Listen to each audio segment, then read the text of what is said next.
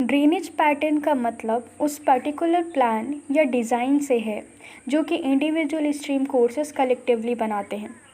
Drainage patterns को उनके origin, special distribution और सब सरफेस फ्लो के अकॉर्डिंग 3 टाइप्स में क्लासीफाई किया जाता है: ज्योमेट्रिक क्लासिफिकेशन, इंटरनल ड्रेनेज और स्पेशियल ड्रेनेज। आज हम बात करते हैं ड्रेनेज पैटर्न्स के ज्योमेट्रिक क्लासिफिकेशंस की। इसमें सबसे पहला है dendritic pattern.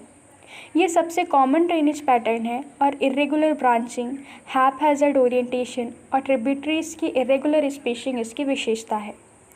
Trellis pattern strike या डिप डायरेक्शन के अलॉन्ग डेवलप्ड स्ट्रीम्स का पैरेलल या सब पैरेलल नेटवर्क इसकी विशेषता है। इसमें ट्रिब्यूटरीज मेन स्ट्रीम से राइट एंगल पर मिलती हैं।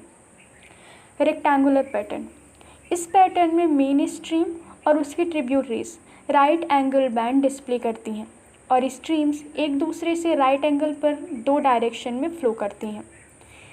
एंगुलेट पैटर्न, इस पैटर्न में स्ट्रीम्स 2 डायरेक्शन में इक्वली डेवलप्ड होती हैं, लेकिन ये मेन स्ट्रीम से राइट एंगल पर ना होकर एक्यूट एंगल पर मिलती हैं।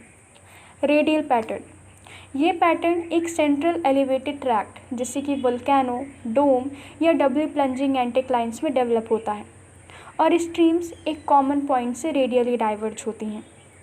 सेंट्रीपिटल पैटर्न, इस पैटर्न में स्ट्रीम लाइंस एक सेंट्रल डिप्रेशन में कन्वर्ज होती हैं जैसे कि सिंक होल या क्रेटर।